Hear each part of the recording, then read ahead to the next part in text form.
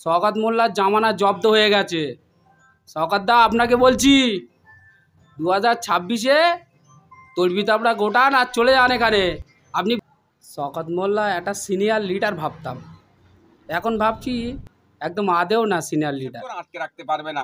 ISF যে সমাজ ব্যবস্থা পরিবর্তনের স্বপ্ন নিয়ে রাজনীতির ময়দানে এসেছে সেটা কার্যকারী খুব দ্রুতই হবে। কারণ আপনারা দেখেছিলেন 2021 নির্বাচনে ইন্ডিয়ান সেকুলার ফ্রন্টের ব্যাপ্তি যেটা ছিল আজকে 2025-এ এসে তার ব্যাপক আকার ধারণ করেছে।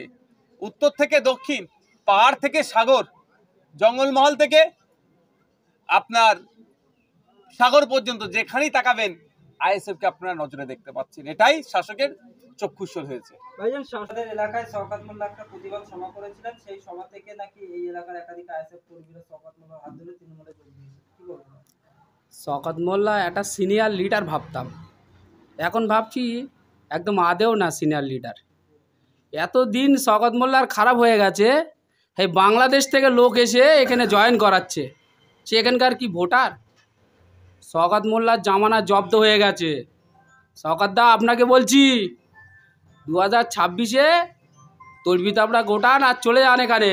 আপনি ভাইজানকে কি বলেছেন যে নওশাদ সিদ্দিকী তড়বি তাবড়া গোছান আর চলে যান ওখানে। তা আপনাকে বলছি आपका टाइम खत्म हो गया, अभी अभी यहाँ से निकलो भाई, यही बोल रहा है।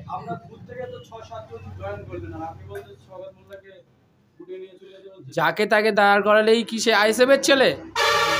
যাকে তাকে বললো যে আইএসএফের ছেলে হয়ে যাবে?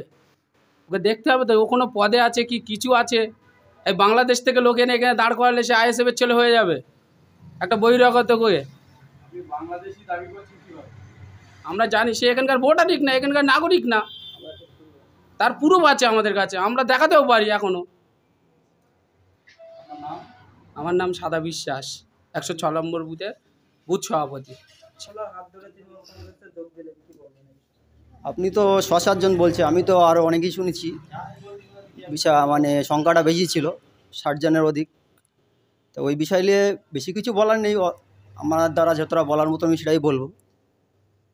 আমাদের বুথ থেকে যে ছেলেগুলো গিয়েছে তারা কি এই বুথেরই সঠিক কর্মী?